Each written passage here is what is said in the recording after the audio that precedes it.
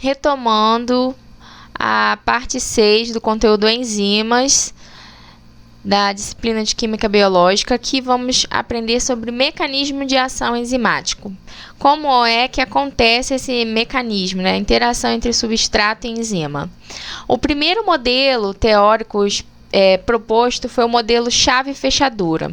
Esse modelo dizia que o encaixe entre substrato e enzima deve ser perfeito, ou seja, o substrato tem que se encaixar perfeitamente no sítio ativo da enzima. As estruturas têm que ser completamente complementares. Mas, na verdade, esse modelo se mostrou falho, porque ele não explicava situações nas quais as enzimas se ligavam em substratos que não eram exatamente complementar, não tinha estrutura exatamente complementar com a do sítio catalítico da enzima, e também não explicava interações de enzimas com inibidores, ou seja, com substâncias que inativavam a enzima. Portanto, esse modelo chave-fechadura para mecanismo de ação enzimático não é mais utilizado, porque chegou-se à conclusão que as estruturas não precisam, entre substrato e enzima, não precisam ser exatamente complementares.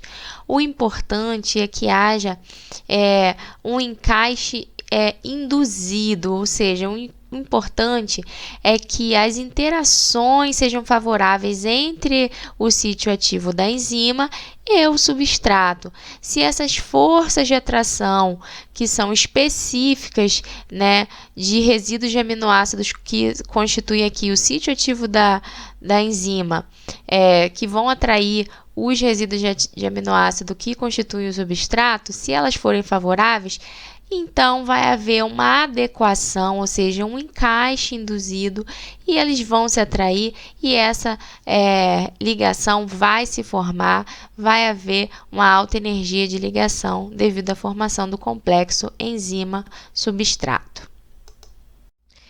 Esse modelo do encaixe induzido ao sítio ativo está diretamente relacionado às especificidades enzimáticas. Por quê? Porque esse reconhecimento molecular, ele deriva das múltiplas interações fracas entre a enzima e a molécula de substrato. Não vai formar um complexo? Então, essas interações fracas, elas vão fornecer energia substancial, né? Ou seja, uma força propulsora para que aconteça a catálise enzimática. E para que isso aconteça, é necessário que ocorra a redução da entropia, isto é, a estrutura da enzima ela vai se organizar para interagir com o substrato. Então, vai ter que diminuir a entropia no momento da formação desse complexo enzima-substrato. E, apesar disso ser ruim, né, diminuição de entropia, o favorável é aumentar a entropia, só que essa diminuição da entropia ela é compensada pela energia de ligação que é liberada ao formar o complexo enzima-substrato, porque é uma interação extremamente favorável, então tem uma energia de ligação alta.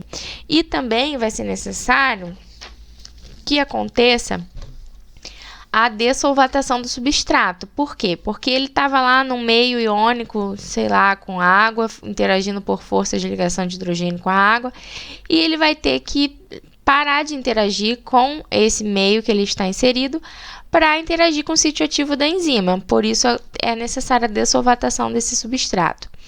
E, em geral, a enzima também vai sofrer, né, alterações na sua estrutura durante a formação desse complexo enzima-substrato, por isso é que acontece esse ajuste induzido, né, para que ela realmente consiga se adequar ao substrato e ao formato do substrato. Também é importante compreendermos como é o mecanismo das inibições enzimáticas, que podem ser irreversível ou reversível, iniciando pela inibição reversível através de inibidores competitivos. Como mostra o vídeo, o inibidor competitivo vai se conectar ao sítio ativo da enzima e impedir a ligação do substrato nesse sítio ativo. Isso acontece porque o inibidor ele vai ter uma estrutura química semelhante à estrutura do substrato, portanto, ele consegue se conectar lá impedindo a interação com o substrato. Se ele continuar lá, a reação não é catalisada, ou seja, o substrato não sofrerá mudanças, transformações para virar produto. Só que esse tipo de inibição, ela pode ser revertida através da variação da concentração do substrato, ou seja, se você aumentar a concentração do substrato, ele pode competir e se ligar ali no sítio ativo ao invés do inibidor. A mesma energia de ligação que fornece energia para a catálise também fornece às enzimas sua especificidade, isto é, a capacidade de distinguir entre substratos e moléculas competidoras. Então, ela sabe que quem está ligado ao inibidor, então não tem uma energia de ligação suficiente para catalisar reações, então não haverá catálise. Temos também outros exemplos de inibições enzimáticas reversíveis, como, por exemplo, a inibição incompetitiva. Por que incompetitiva? Porque, nesse caso, enzima azul, substrato S, inibidor I. A enzima, o inibidor I, ele só vai se ligar ao complexo enzima-substrato, ou seja, o inibidor não é capaz de se ligar à enzima sozinha. Ele só é capaz de se ligar ao complexo enzima-substrato para formar um segundo complexo enzima-substrato-inibidor, que é inativo, ou seja, esse complexo impede a transformação do substrato em produto, não vai haver catálise. Essa inibição ela não é revertida pelo aumento da concentração do substrato, como a gente viu anteriormente. Outro exemplo de inibição é a inibição mista. Mista por quê? Porque aqui temos uma maior mobilidade, né? Esse inibidor ele vai poder se ligar tanto à enzima propriamente dita, pura, né, e formar um complexo enzima-inibidor, ou ele também pode se ligar ao complexo formado entre enzima e substrato e formar um terceiro complexo, né, enzima, substrato, inibidor. Também é inativo esse complexo e também não é revertido por aumento de concentração de substrato. Por que essas inibições, elas acontecem, às vezes, se vocês repararem, tem dois sítios diferentes, né?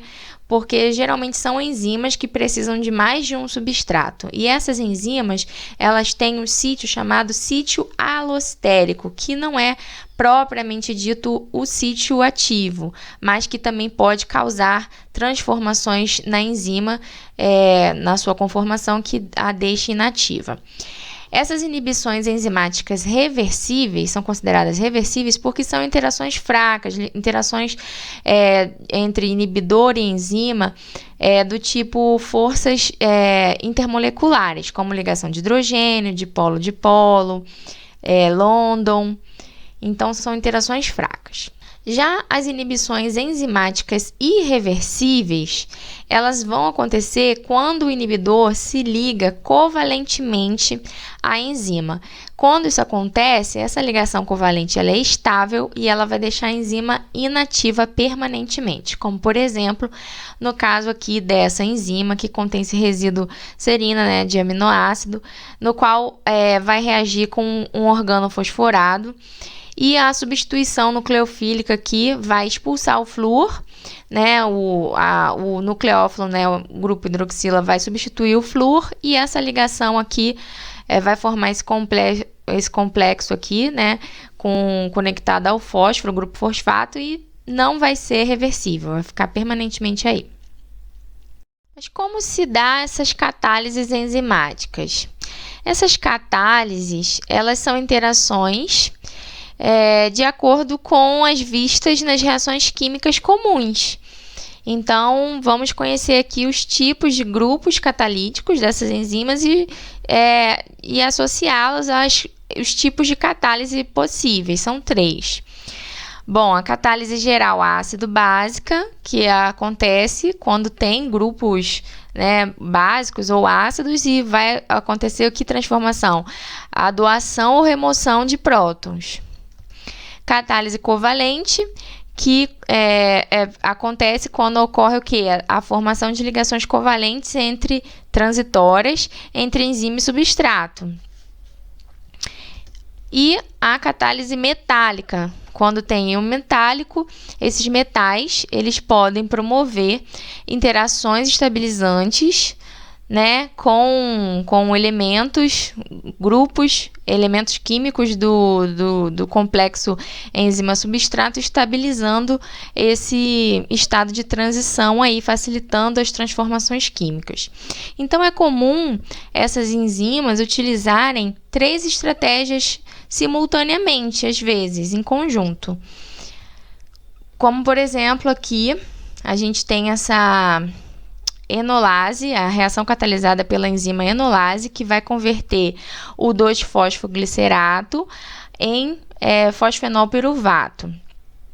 Então, aqui a gente pode ver os 3 exemplos citados de catálise anteriormente. A gente vai ver a catálise metálica, na qual a gente tem os íons magnésio se coordenando ao oxigênio, que é um átomo bastante eletronegativo, com densidade eletrônica, e essa coordenação ela aumenta a eletrodeficiência dos carbonos, facilita também essa catálise ácido-básica aqui da lisina, tá? Que vai abstrair esse próton, facilitando o quê? A formação de uma ligação covalente dupla aqui, ou seja, a segunda catálise covalente, formou-se uma ligação covalente aqui, devido a essa coordenação com os metais de magnésio. E uma terceira catálise geral, ácido básica, agora com o resíduo de aminoácido glicina, né, que facilita aqui a formação de água que sai, né, através de doação do próton, perde-se água e forma-se o produto fosfenolpiruvato, porque a deslocalização aqui das ligações covalentes efetuadas. Então, vimos aqui na prática um exemplo dos três tipos de catálise mencionados anteriormente. Outra transformação química muito importante catalisada por enzimas que contém coenzimas são os processos redox, né? Ou seja, reações de redução e oxidação. Enzimas que fazem esse tipo de transformação química, elas precisam de coenzimas. E coenzimas geralmente são moléculas orgânicas derivadas de vitaminas, tá? Como, por exemplo, essa aqui, que é derivada da vitamina niacina, ok? Então, aqui a gente vai ver essa coenzima, que é a dinucleotídeo, D-nicotinamida e adenina. Tá? Vamos entender. Dinucleotídeo porque tem 2 nucleotídeos. O que é o nucleotídeo? Uma base nitrogenada, um açúcar e um grupo fosfato. Tem 2 nucleotídeos, por isso dinucleotídeo. D-nicotinamida porque esse anel piridínico com o grupo amida é a nicotinamida. E adenina porque aqui embaixo temos a adenina. Ok? Então, esse aqui é o exemplo de uma coenzima chamada NAD. E quando a gente tem o NADP? P vem de fósforo, tá? Embora em português a gente escreva fosfato, né?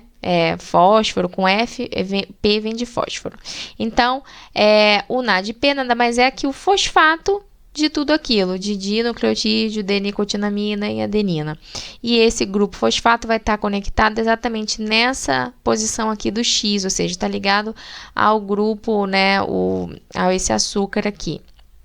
Então, toda vez que tiver um fosfato, vamos ter que nomear NADP.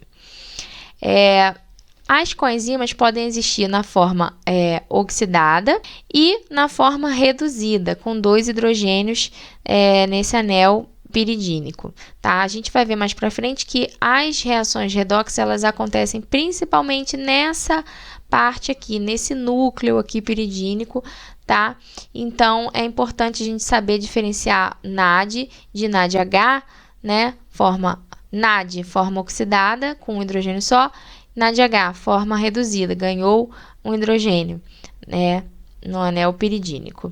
E a mesma coisa pro P, tá? Se for forma reduzida, a única diferença é o substituinte cá embaixo, que não tem nada a ver com o sítio ativo, só vai mudar a letrinha do nome, né? A gente tem que frisar que tinha o P, o fósforo. Então, os agentes oxidantes geralmente são NADH e NADP, que vão promover oxidação de substratos. E os agentes redutores são NADH e NADPH, porque eles contêm hidrogênio a mais, então eles transmitem esses hidrogênios para o substrato. Então, são agentes redutores. Então, exemplos de reações redox catalisadas, né, pelas coenzimas derivadas de niacina. A gente vai ver aqui, como, por exemplo, essa reação catalisada pela enzima malato desidrogenase, que é uma reação de quê? De oxidação. Você tem a transformação de um grupo funcional aqui, ó, um álcool desse carbono, né, secundário. Então, esse álcool, função álcool vai virar função cetona, ou seja, houve oxidação desse carbono, tá? E se houve oxidação, a coenzima utilizada, que é responsável pelo processo redox, que foi o NAD, ela atuou como agente oxidante. Então, o NAD aqui oxidou o malato a oxalacetato. E, como ele oxidou, ele acaba se reduzindo, tá? Sempre que uma reação redox termina, o agente oxidante ou o agente redutor que foi formado, ele vai se dissociar da enzima para que essa enzima se restabeleça, né, e possa catalisar novamente outro processo de oxidação. Nesse caso aqui, o NAD, agente oxidante, foi reduzido, então ele se dissocia da enzima para que ela possa promover novas oxidações utilizando o NAD, não o NADH. Aqui temos a representação do mecanismo para essa oxidação de substrato intermediada pelo nucleotídeo piridínico, ou seja, pela porção, né, piridínica aqui daquele nucleotídeo NAD, que é a coenzima. Então, vamos entender como é que acontece, né? Porque a coenzima, essa parte da coenzima, esse esqueleto que vai ser responsável pela transformação química, né? Que é, no caso aqui, uma oxidação do substrato. Você tem o substrato, que é um álcool, vai ser oxidado a aldeído, tá? Então, o carbono aqui, ele tinha uma ligação só com o átomo mais eletronegativo que ele, que é o oxigênio. Então, estava com 2 hidrogênios, estava na sua forma reduzida, ele foi oxidado, passou a ter um hidrogênio só e 2 ligações com um átomo mais eletronegativo que ele, que é o oxigênio. Então, toda vez que vocês estiverem na dúvida, analisando o que aconteceu com o substrato, aumentou o número de ligações duplas com átomos mais eletronegativos que carbono ou diminuiu o número de hidrogênios, então aconteceu oxidação, certo? Então, vamos voltar. Oxidação do substrato, já expliquei. Agora, vou explicar o mecanismo, né, dessa coenzima NAD, que é um agente oxidante, porque promoveu a oxidação, para promover essa oxidação. Bom, você tem uma base que é uma catálise ácido básica aqui, né? A base abstrai esse hidrogênio, a deslocalização dos pares de elétrons dessa ligação que ele estava formando aqui com o oxigênio vai determinar uma dupla aqui, e com isso, esse carbono é tetravalente, não pode ficar com mais que 4 ligações, ele vai então dissociar essa ligação com o hidrogênio aqui. Então, ao momento que essa ligação se rompe, libera-se o hidreto, que é o hidrogênio com 2 elétrons, que é um ânion que atua como nucleófilo. Então, esse nucleófilo vai se adicionar ao anel, tá, piridínico do nucleotídeo, né, da nossa coenzima. Então, a deslocalização aqui favorece, porque o nitrogênio estava positivo, ele estabiliza bem esse par de elétrons recebido. Então, esse é o mecanismo aqui que acontece nesse anel, a reação redox, a transformação química. Então, de modo que o NAD, né, forma oxidada, ela vai receber esse hidrogênio e passar a ser a forma reduzida, tá? Então, ela vai ter que se dissociar da enzima que catalisou esse processo para que aconteça, né, um novo processo de oxidação de outros mols de substrato que existam lá no sítio ativo da enzima, tá? Ela a enzima tem que se regenerar ligando-se a um NAD novamente para promover um novo processo de oxidação do substrato. Geralmente, as enzimas contêm alta concentração de NAD na célula.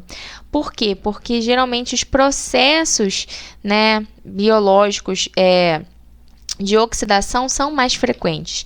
As reações de oxidação são reações chamadas catabólicas, reações de degradação para ganho energético. Vocês vão aprender isso na parte de metabolismo da nossa matéria. Portanto, elas são reações mais frequentes, bastante utilizadas para, por exemplo, degradação de carboidratos, proteínas que a gente consome. São reações catabólicas.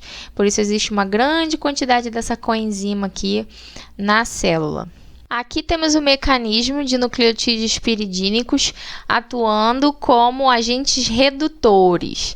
Então, a gente tem a forma reduzida do nucleotídeo piridínico, que vai atuar como agente redutor, vai promover redução do substrato, que é esse aldeído, vai passar a álcool, ou seja, ganhou hidrogênio, foi reduzido. Então, a redução do substrato acontece porque houve oxidação da coenzima, que é a parte, né, ativa. Então, a coenzima era o NADH, forma reduzida, passou para NAD, forma oxidada. Ok? Os equivalentes biológicos, né, NADH e NADPH, que atuam como agentes redutores, eles precisam ser menos reativos mesmo do que os reagentes sintéticos, como sódio borhidreto e lítio borhidreto. Por quê? Porque no meio biológico tudo precisa ser mais seletivo, as reações precisam ser menos reativas mesmo. Elas acontecem apenas alguma parte da enzima, só no sítio ativo, né? Que vai, no caso aí, vai precisar dessa coenzima, né, para poder promover a reação redox. Então, elas são, as enzimas sabem controlar isso e esse processo tem que ser mesmo mais brando. E aqui também acontece, né, ao final, a forma oxidada da coenzima, ela se libera da enzima, se dissocia para poder novamente uma forma reduzida se conectar à enzima para promover a redução de um novo substrato, né, de um novo equivalente de substrato que vai virar álcool. Outra enzima que catalisa processos redox é a flavoproteína, uma enzima que utiliza as coenzimas dinucleotídeo de flavina e adenina, dinucleotídeo porque temos 1, 2, tá? Nucleotídeo é base purínica, açúcar e fosfato. Dinucleotídeo de flavina, adenina, FAD. Ou também a coenzima mononucleotídeo de flavina, que é essa aqui que não contém a adenina. A vitamina B2, ela é constituída de riboflavina, que é o que? É o precursor dessa coenzima FAD, que contém apenas a parte flavina e ribitol. Bom, o FAD e o FMN, coenzimas derivadas da vitamina B2, são agentes oxidantes, geralmente catalisam processos de oxidação, tá? E com isso passam para sua forma reduzida, FADH2 ou FMNH2. Assim como o NAD, eles catalisam, né, reações de oxidação, mas geralmente NAD catalisa reações em compostos carbonilados. Já o FAD e o FMN são utilizados para catalisar oxidações de outros tipos de substratos, como por exemplo de tióis. Tiol é o grupo SH, tá? Temos 2 ditióis, ou aminoácidos. Nesse caso aqui, a gente tem a oxidação, o substrato é o ditiol, vai ser oxidado, é de sulfeto, ok? Ou molécula de lipoato, pelo agente oxidante FAD, né? FAD é utilizada por essa enzima de hidrolipoil desidrogenase. E vai promover, nele que acontece a transformação química, porque ele vai se reduzir para promover a oxidação do substrato. É a mesma coisa embaixo, o aminoácido, né, interage com o agente oxidante da enzima D-aminoácido oxidase ou L-aminoácido oxidase para que aconteça a transformação química, que é o quê? O processo de oxidação desse substrato. Virou um aminoácido e a coenzima se reduziu. Então, como é que eu sei que analiso o substrato? Por exemplo, o carbono aqui, ele estava na forma reduzida, tinha até mais hidrogênios, mas principalmente olhando pela quantidade de ligações. Olha, ele tinha uma ligação só com um átomo mais eletronegativo do que ele, que é o nitrogênio. Já na forma de imino, né, que é esse grupo C-N, ele vai estar o quê? Oxidado, tem duas ligações covalentes com um átomo mais eletronegativo que ele. Então, aqui ele está na forma oxidada. Aumentou o número de ligações com um átomo mais eletronegativo do que ele. Só uma dica para vocês entenderem o que é um substrato que foi oxidado, né? Saber diferenciar. A coenzima FAD é uma coenzima mais versátil do que a NAD para promover as reações redox. A parte ativa dessa coenzima é o anel flavina. Ela é mais versátil porque ela pode ter dois mecanismos de oxidação-redução, tá? Então, aqui eu vou mostrar esse processo no caso de uma oxidação, né, de tiolato. Na primeira etapa, você tem o tiolato atacando o carbono 4A imínico da flavina. O nitrogênio vai receber um próton. Na segunda etapa, temos um novo ataque de ânion tiolato, também catalisada por ácido base. Ele vira ânion porque esse próton é cedido para a base. E a deslocalização dos elétrons aqui é favorecida também, tá? Porque esse nitrogênio vai protonar, então vamos ter aqui carbono eletrodeficiente, né? Então, esse par de elétrons que estava compondo ligação com enxofre vai ser deslocalizado para manter a aromaticidade aqui após essa catálise ácida. E então, formar o produto flavina reduzido, FADH2, e o disulfeto. Geralmente, as células contêm concentrações muito baixas de FAD e muito altas de NAD. Lembra que eu havia comentado que tem muito NAD na célula? Então, além disso, temos outro fator preocupante. Quando a gente usa o FAD, ele está covalentemente ligado à enzima. Então, mesmo depois que ele promove a oxidação, ele fica na forma reduzida, ele não se dissocia da enzima, ele não consegue se dissociar. E essa enzima precisa ser regenerada. Então, como que a célula faz isso? Ela aproveita que ela tem excesso de NAD lá, né, no ambiente, e ela vai usar esse NAD para recuperar o seu agente oxidante. Ela vai o quê? Usar o NAD para oxidar o FAD, ok? Então, é isso. Toda vez que a gente usar FAD, a gente vai precisar de NAD. Por isso que ele é conhecido como moeda comum nas reações de oxidação e redução em meios biológicos. Agora aprenderemos sobre outra coenzima, a pirofosfato de tiamina, ou TPP, que é oriunda da vitamina B1. B1 porque foi uma das primeiras vitaminas descobertas, por isso recebeu esse nome.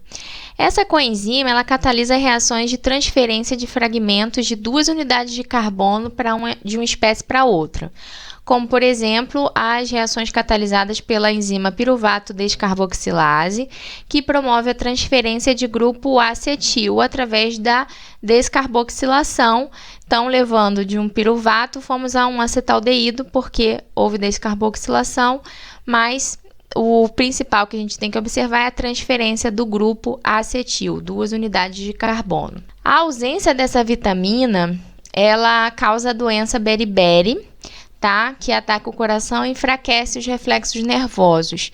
um alimento que é uma fonte rica dessa vitamina B1 é a casca do arroz. Por isso que não é legal a gente ingerir arroz muito processado, né? Aqueles arroz que foram muito lavados e eles vão perdendo a casca. Essa coenzima vai ser muito importante no metabolismo dos seres vivos em processos catabólicos, como por exemplo de degradação de carboidratos, gorduras, proteínas, como vocês verão numa etapa prévia do ciclo do ácido cítrico, que vocês vão aprender na parte de metabolismo do nosso curso.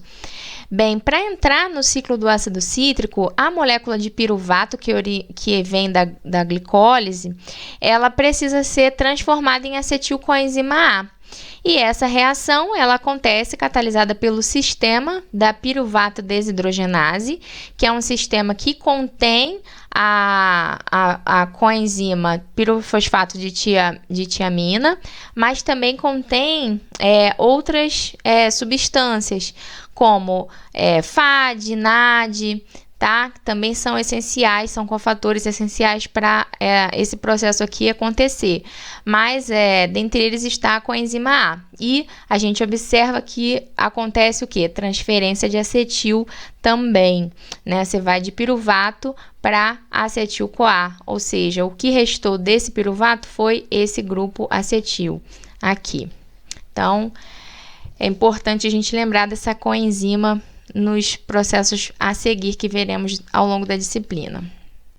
A última coenzima a ser estudada é o fosfato piridoxal, uma coenzima oriunda da vitamina B6, dessa molécula aqui, piridoxina, que é a vitamina B6. Essa vitamina está presente em alimentos como ovo, uva, couve-flor, feijão, diversos alimentos. A deficiência dessa vitamina, ela causa anemia e também pode causar epilepsia e morte. Então, é muito importante consumir alimentos que contêm vitamina B6. As enzimas que utilizam a PLP, o fosfato de piridoxal, essa coenzima, elas geralmente catalisam transformações em aminoácidos nos seres vivos. E como o grupo amino ele precisa ser reaproveitado, né? Os aminoácidos precisam ser reaproveitados, a fonte de amina na natureza é complicada, então são reações muito presentes nos metabolismos que a gente vai estudar mais para frente. E essas enzimas, então, precisam da PLP para transformar esses aminoácidos. Para facilitar gravar o nome, PLP, né, fosfato, né, tem um grupo fosfato no anel piridínico e o aldeído, piridoxal, termina em al porque é aldeído, só para facilitar gravar aqui a estrutura da coenzima, ela é pequena, então é fácil de memorizar. Outro detalhe, como essa coenzima se liga às enzimas, então, para catalisar os processos de transformação em aminoácidos. Elas se ligam através de ligação imina, tá? A lisina, que é um aminoácido da enzima, que contém grupo amino, vai se condensar a esse aldeído e formar essa ligação imina. Esse grupo funcional aqui, C dupla N, é uma imina, tá? E então também tem atrações aqui intermoleculares por ligação de hidrogênio. É dessa forma que ela se liga às enzimas para auxiliar nos processos de catálise das reações. Algumas reações frequentes que são catalisadas com auxílio dessa coenzima, fosfato piridoxal, são reações de transaminação, que é transferência de grupo amino de uma molécula para outra. Por exemplo, aqui a gente tem um aminoácido que vai transferir esse grupo amino para um beta-cetoácido, tá? Você vai ver que você vai formar aqui um novo beta-cetoácido e um novo aminoácido. Você também tem ela catalisando processos de descarboxilação de aminoácidos que vão virar aminas e também processos de racemização, ou seja, isomerização, né? Reações que vão formar substratos com configuração nos carbonos quirais distintas. Um vai ser S, o outro R.